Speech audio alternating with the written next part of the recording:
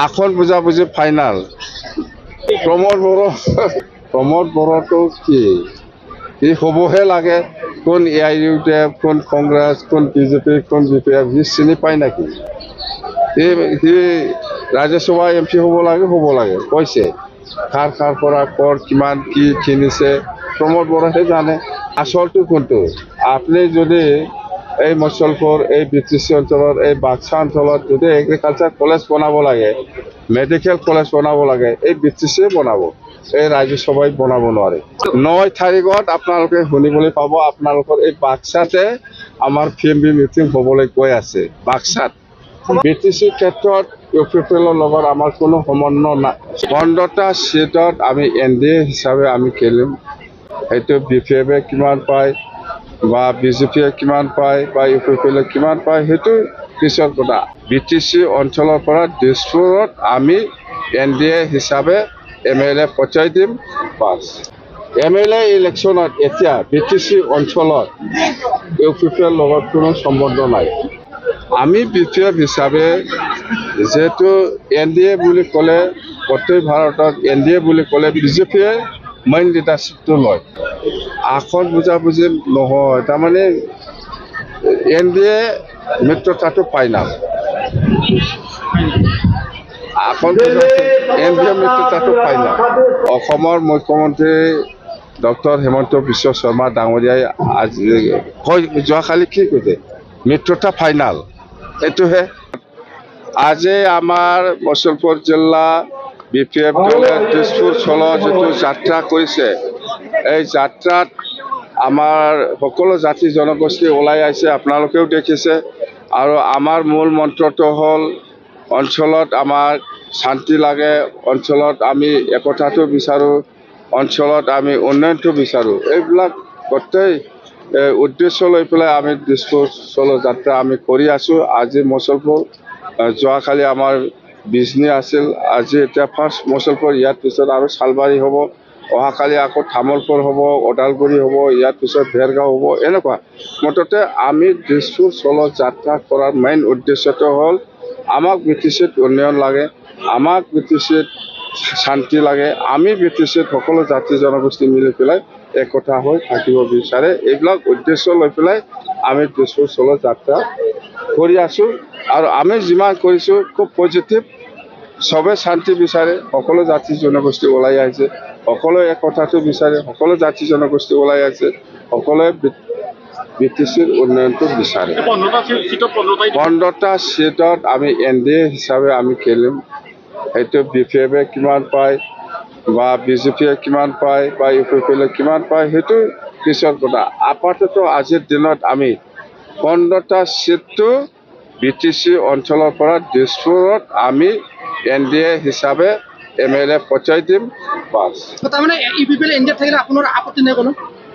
আমাৰ BTCৰ কাম নাই। UPPL আমি BTC ক্ষেত্ৰত UPPLৰ লগত আমাৰ কোনো সম্বন্ধ নাই। MLA ইলেকশ্যনত এতিয়া BTC অঞ্চলত UPPLৰ লগত কোনো সম্বন্ধ নাই। আমাৰ কথাটো হ'ল আমি BPF হিচাপে যেহেতু NDA বুলি ক'লে গোটেই ভাৰতত NDA বুলি ক'লে BJP-য়ে মেইন লিডাৰশ্বিপটো লয়। তো NDA হিচাপে যেহেতু আমি পাৰ্টনাৰ হ'লোঁ, BPF হিচাপে BTC অঞ্চলত 15টাত আমি কিমান সিট পাই এইটো আমাৰ ওপৰত নিৰ্ভৰ কৰিব।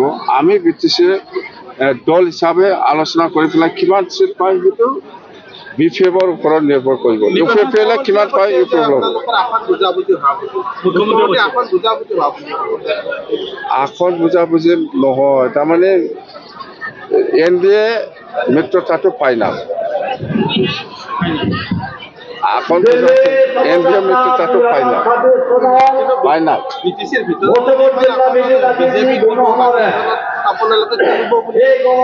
নাই, অসমৰ মুখ্যমন্ত্ৰী ডক্টৰ হিমন্ত বিশ্ব শৰ্মা ডাঙৰীয়াই আজি যোৱাকালি কি কৈছে? মিত্ৰতা ফাইনাল।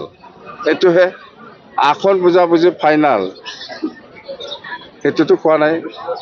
BPF মুক্তা, BJP মুক্তা এইটোতো কোৱা নাই। এইটো কৈছে জানো? কোৱা নাইতো।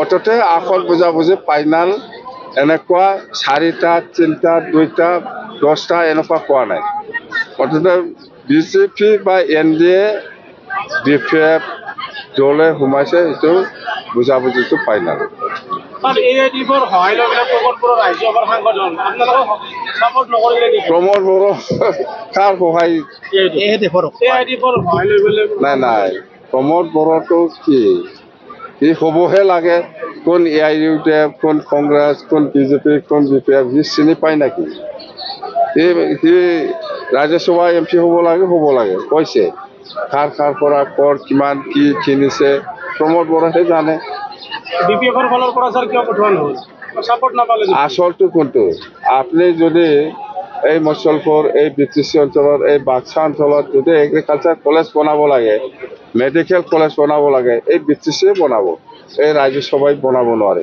প্ৰাৰ্থীৰ তালিকা হৈছে নে প্ৰাৰ্থীৰ তালিকাখন আমাৰতো ভিতৰা আলোচনা চলি আছে 9 তাৰিখত আপোনালোকে শুনিবলৈ পাব আপোনালোকৰ এই বাক্সাতে আমাৰ PMB মিটিং হ'বলৈ গৈ আছে বাক্সাত এই মুছলপুৰতে 9 তাৰিখত হ'ব তেতিয়া আপোনালোকে শুনিব ভালকে এতিয়া তাৰমানে আমাৰ আলোচনাটো হৈ আছে চলি আছে মিত্ৰতাটো ফাইনেল প্ৰধানমন্ত্ৰী আহিব প্ৰধানমন্ত্ৰী ডাঙৰীয়া আহি আছে আমি কৈছোঁ ভাৰতৰ এজন প্ৰাইম মিনিষ্টাৰ আহি আছে BTCত আহা মানে আমি শুভ লক্ষণ বিৰাট লাকি বুলি আমি ক'ব পাৰিম আমাকতো কিবা একটা পেকেজ ভাল পেকেজটো ঘোষণা কৰি যাবই এনে নাহে আপোনালোকে শুনিছে না নাই যেতিয়া বিহাৰত যায় যেতিয়া ছত্তীশগড়ত যায় যেতিয়া হাৰিয়ানাত যায় যেতিয়া মহাৰাষ্ট্ৰত যায় প্ৰাইম মিনিষ্টাৰ ডাঙৰীয়া কিমান ডাঙৰ পেকেজ ঘোষণা কৰি পেলাই আহিছে এইবাৰো BTC কাৰণেও আৰু অসমৰ কাৰণেও BTCও অসম মুঠতে BTC কাৰণে স্পেচিয়েলি কিবা একটা ভাল পেকেজ দি যাব বুলি মোৰ এটা বিশ্বাস